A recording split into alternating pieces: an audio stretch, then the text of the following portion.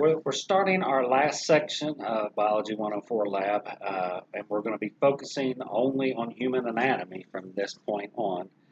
And so in this video lecture, we're going to cover the skeleton, and we're going to cover the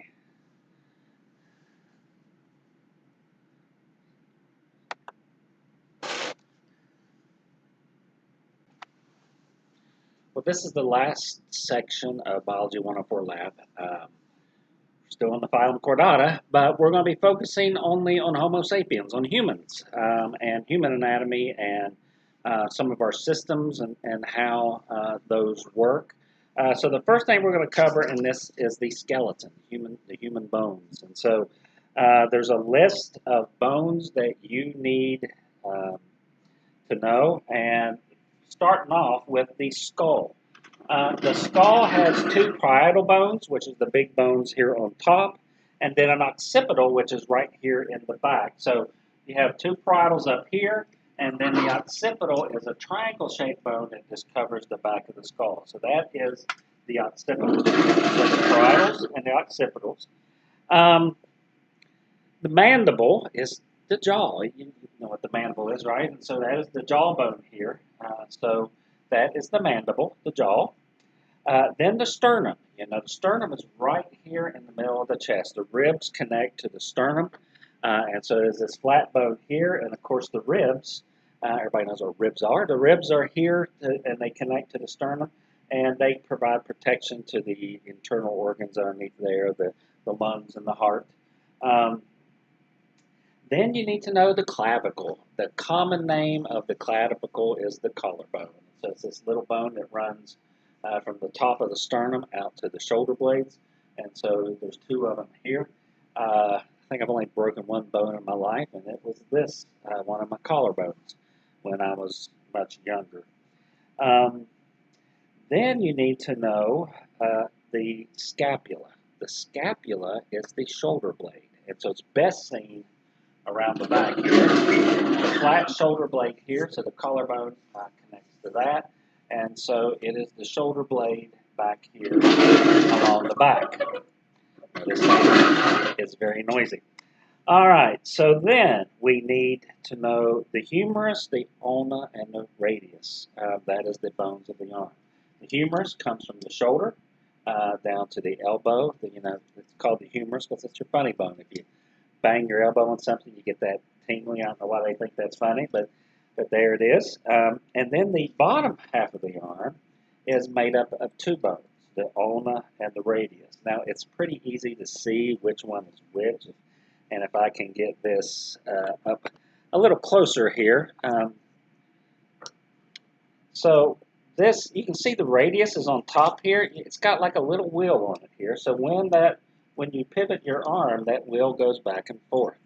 So to me, it's easy to remember that one as the radius because circles have a radius, and this is like a little circle on the end of the bone. So that is the radius, and then the ulna is the bone underneath. If you want another way to remember it, if you're hitchhiking, thumb up. So if your thumb is up, the bone on top is the radius, the bone on the bottom is the ulna. And so as you shift that back and forth, you can just that'll rotate right in there and allow your arm to pivot in that way. The metacarpals are the bones in the hand. So the metacarpals are the bones here in the hand. The phalanges are the bones here in the fingers. All right, so that's the top half of the body. The bottom half of the body, this right here it's called, it depends on what book you look in, it's either called the ilium or the pelvic girdle. I would accept either on the test, but it is what we call our pelvis. So the ilium or pelvic girdle. Then the femur. Now the femur is the largest bone in the human body. Let me see if I can tilt this down so you can see. So the femur runs from the hip to the knee, and so it's the largest bone. And then the bottom half of the leg, just like the arm, is made up of two different bones. You have the tibia and the fibula. Now the tibia is the larger bone that runs from the knee down. The fibula is the smaller bone. As really stupid way to remember which one is which. If you tell just a little lie, they call it a fib or a little white lie. So the little white bone in the leg is the fibula. And you'll notice here on the knee is a floating bone, and you can move your patella, that's your patella, back and forth. It's floating there in cartilage, and so this is the kneecap, the patella. So that's all the bones that you need to know for this next test. So parietals, occipitals, the sternum, the ribs, the clavicle, the scapula back here. You got your humerus, your radius on top, the ulna. You have your pelvic bone, the ilium or the pelvic girdle, the femur, the tibula, the fibula, and the patella down here. And then in the hands, the metacarpals and the phalanges. So that's all for the skeleton. Also in this lab, we're going to learn about the ear and the eye. So we have a model here of a human ear, and we're going to be learning the different parts of the human ear and their function. So let's start going through that. Of course, here on the outside, you have your outer ear canal, which goes from the earlobe and goes down through here until you hit this. There's a little plastic thing here. Take this out. So the sound waves come through the outer ear canal, and you need to know the functions on everything for the ear and for the eye. So sound waves travel through the outer ear canal till it hits this little thing here that looks like a little drum head. And that's basically what it is. That's the eardrum. The tympanum is the common name that we typically use for that is the tympanum, the eardrum. But attached to the eardrum, there's three little bones. When we were in grade school, we learned these as the hammer and the anvil and the stirrup. Because if you look at them, they look a little bit like, this one looks a little bit like, let me get it positioned right here, a hammer on top hitting an anvil-shaped bone. And then that rubs up against this little bone right here, looks like a stirrup. And so that is the hammer, the anvil, and the stirrup. What you need to know for the test is these three little bones are called the ossolates. And what do? Well, the sound waves travel through the outer ear canal, strike the eardrum, the tympanum, and it vibrates. And it passes those vibrations through the tympanic membrane, through the ossolates. So the hammer vibrates, which vibrates on the anvil, which vibrates on the stirrup, and it passes sound waves along. For the ear, most of these functions are really easy because it's just they pass these sound waves on along. So put the eardrum back where it belongs, and we're going to look at the next little section here. So we had the outer ear canal coming out through here, hits the eardrum here, and then the sound waves go through the ossolates until it hits this little part that looks like a snail.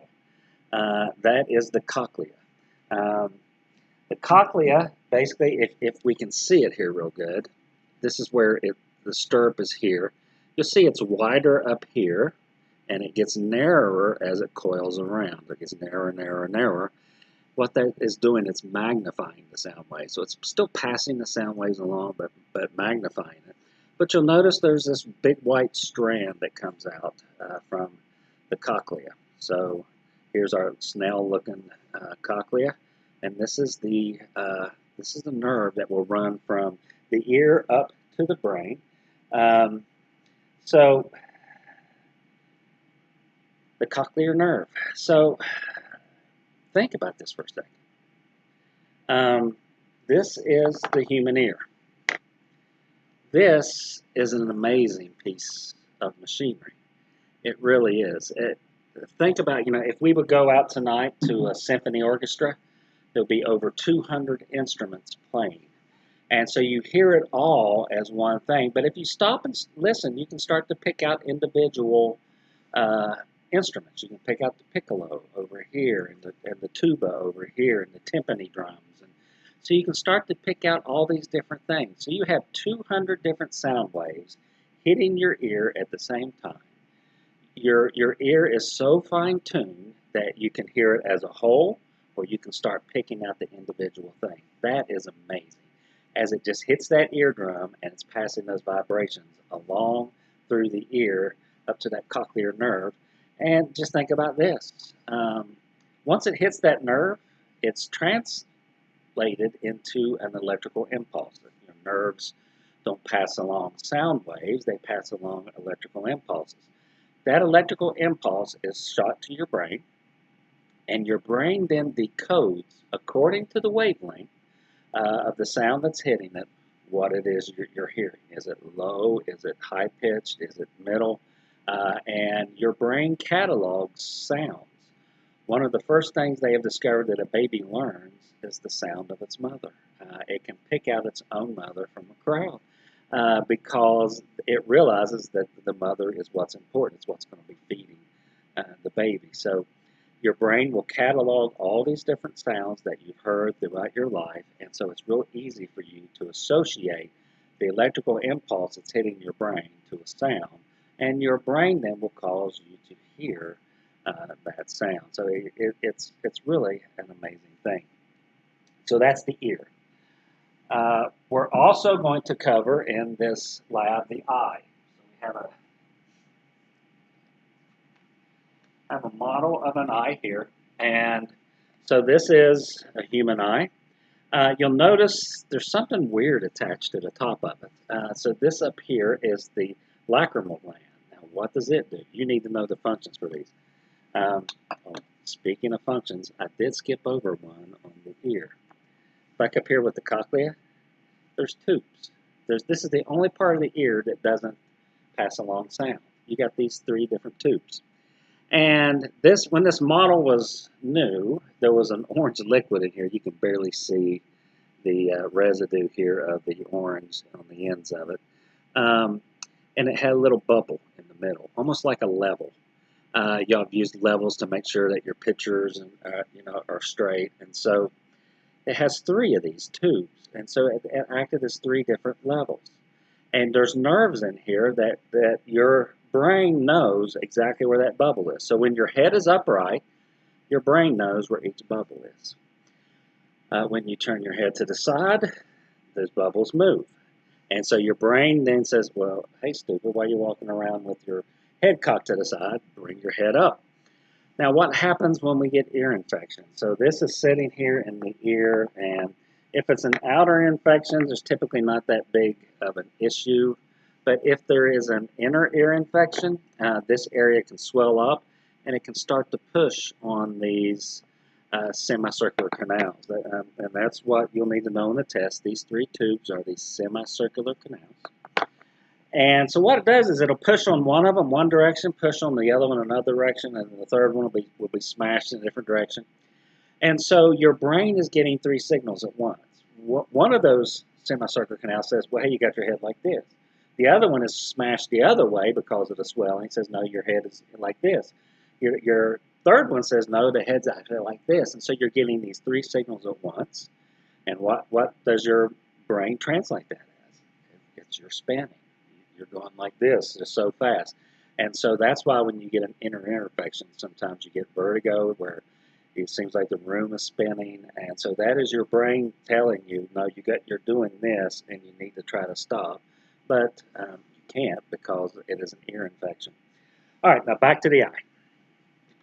So we got this one gland up here on top, the lacrimal gland. What does it do? This produces the tears.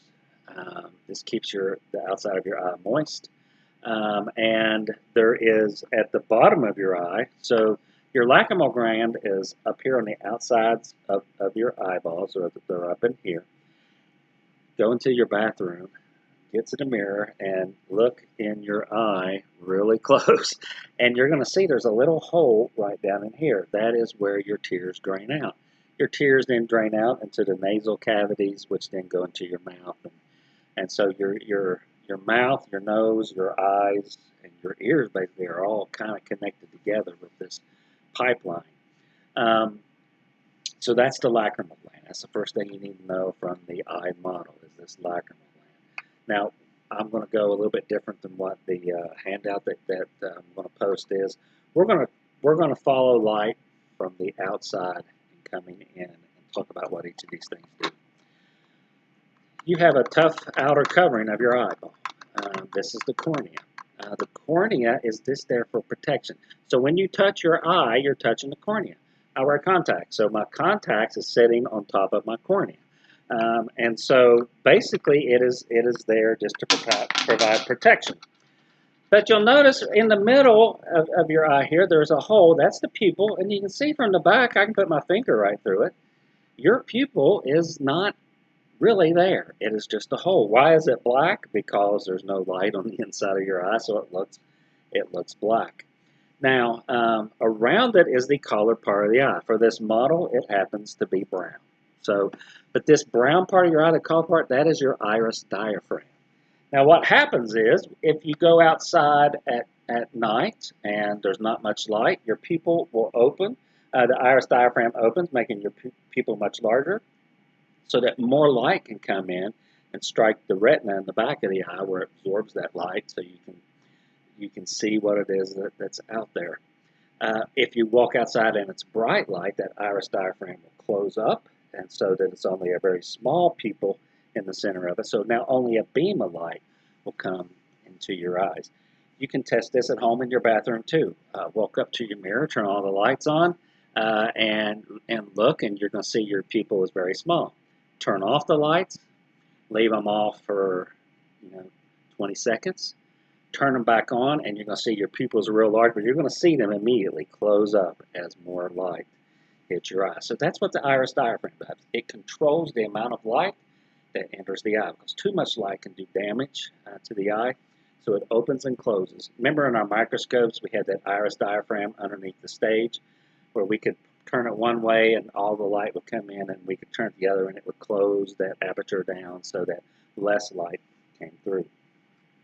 So that is the cornea, the pupil, and the iris diaphragm is all right here. Now directly behind that is this, and it's exactly what it looks like. This is the lens.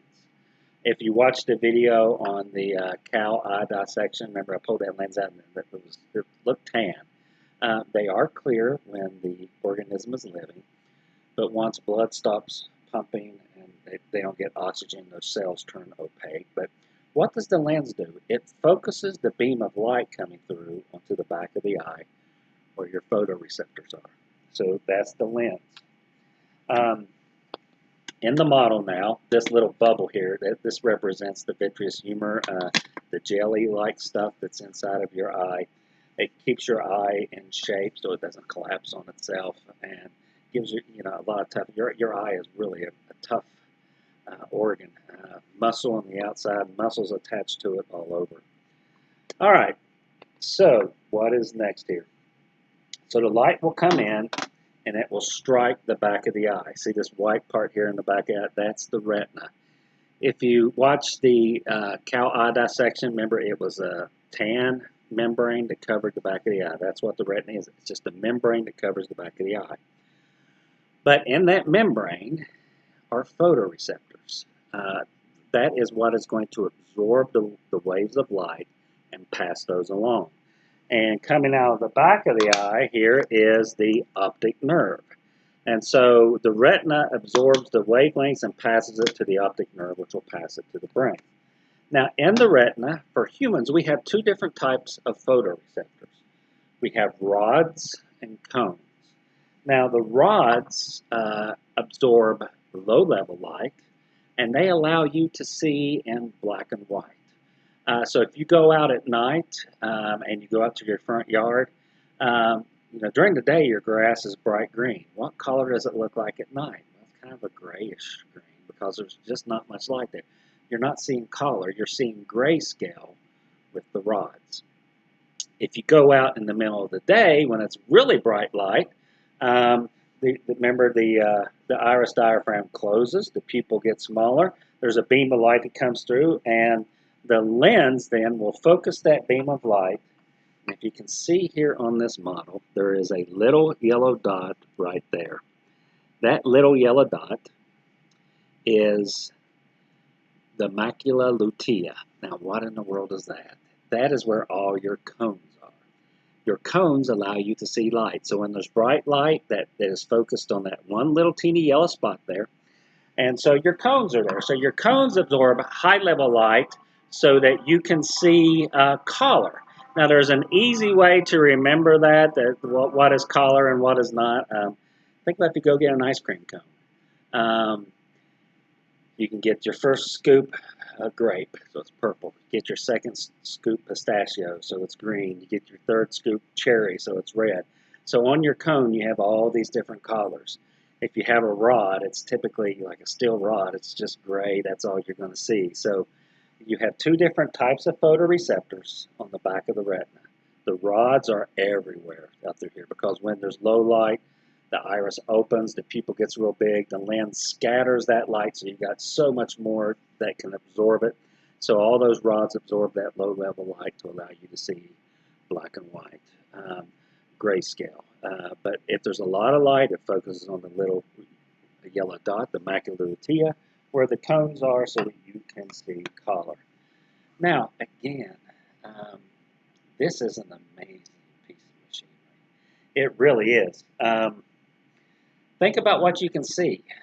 Right now in this room, I look around and I see all different kinds of colors. So all these wavelengths of light are hitting my eye at once, and I can pick out each little section by the way it's hitting the back of my eye. Not only that, I can see myself here in the camera, and I can see that these folds right here are sticking out a little bit from the back. I have two eyes, which allows me to see depth perception because the wavelengths are hitting it at, thousandths of a second before the other one. And so it is so fine-tuned that because a wavelength hits this eye like 1/1,000,000th of a second before it hits this eye, that I can see then that this is closer than this part. And so I can see that it does stick out. And that's amazing. So, we see our hair is sticking out. And so your eye is that accurate that it can pick out, that wavelength of light traveling a millionth of a second quicker than the other side. And so it's showing you these depth perceptions. And again, think about it. Where does the light, the wavelengths go? The rods and the cones absorb the light waves. They transmit it to the optic nerve, which sticks out of the back. And then that translates it into an electrical impulse that shoots up to the brain. And so your brain has cataloged all these different sites that you have seen, and it will translate those wavelengths into what is categorized so that you're much quicker in understanding what you're seeing. Some people will experiment with drugs, mind-altering drugs, and don't do that. But there's people hallucinate with those. And so what's happening is it's causing the optic nerve to fire when there's no signals hitting it. So it's shooting to your brain, something's hitting my eye. Your brain is going to try to translate that to the closest thing that you have a memory for. And that's why some people, when they take these things, they'll see like alligators. It's just, or just whatever it is they see.